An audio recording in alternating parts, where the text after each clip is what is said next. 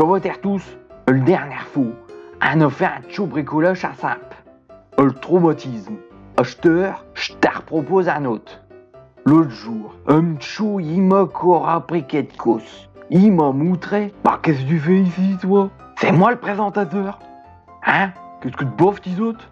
Comprenez de ce que de berdoule? Avec un atelier, un pouvoir tourner des pétotes. Mais il part en quelle langue, celui-là? Je comprends qu'on a besoin de sous-titres sur ces vidéos. Oh bon sang. Bon, tu vas me laisser faire. J'ai-tu en train d'expliquer au choubilout comme un café des images qui bougent. C'est comme qu'un diro qui a de le vide dans les images. Mais il n'en faut pas qu'un, hein. Oui, c'est le principe de l'animation.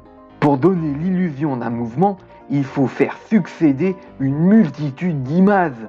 Et plus ça va vite, moins l'œil perçoit les intervalles. Par exemple avec le phénakistiscope. Je sais pas mis qui vainc. Le phénakistiscope est comme le tomatrope des images qui s'alternent.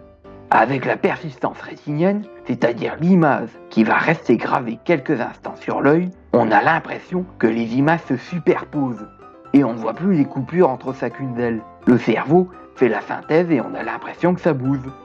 Bon, tu vas me laisser un plagiat, mais je vous le montrer au choubilout, le stop pichon. Le stop motion, tu veux dire. Mais non, je suis pas chaud, le stop pichon. Mais c'est pas du tout ça. Bon, je vais reprendre le relais, sinon on va jamais s'en sortir. Je vais vous expliquer comment faire du stop motion avec très peu de moyens.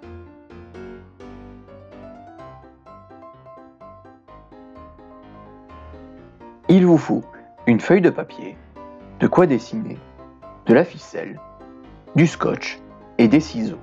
Nous allons commencer par créer un petit personnage. Cette boule de poils multicolore fera l'affaire. Ah bah c'est Monsieur Art Plastique, Lobo. Mais je sais qu'il y a un tanoué fait un autre ploche, là. Au vin de juice. Tes autres t'es probio, mais alors je t'y lol. À dire bien le maire. Commençons par découper chaque partie. Ensuite, il faut assembler le tout. La ficelle va permettre d'animer les différents éléments, mais on peut utiliser de la pâte à fixe ou des attaches parisiennes.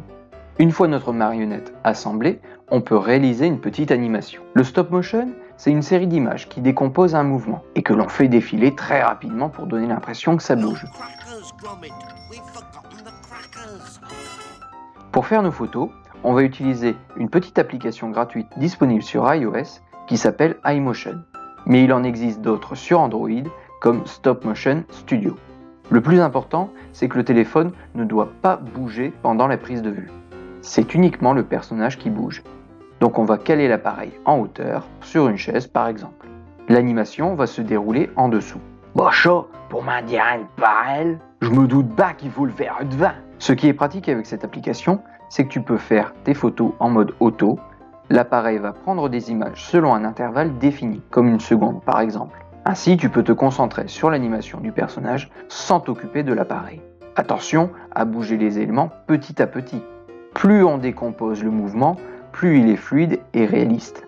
Une fois que le mouvement est terminé, tu peux trier les images. Dans l'application, utilise la fonction Outils pour supprimer les photos où l'on voit tes mains. Tu peux également régler les FPS, c'est-à-dire la vitesse de défilement des images. Une fois satisfait, on exporte le tout dans la galerie photo. Tu verras que nous avons un fichier sans le son.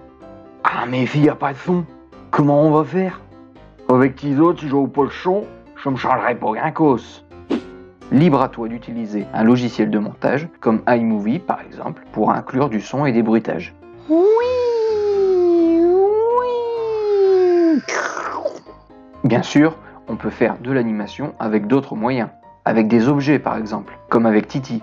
Pour faire cette animation, j'utilise un trépied, mais on peut également utiliser deux pinces à linge pour maintenir le téléphone. Mais il est pas bien ce style-là, là. Oui, bah c'est pas difficile d'y penser non plus. Pour faire évoluer les personnages dans un décor, il est plus facile de les faire tenir debout.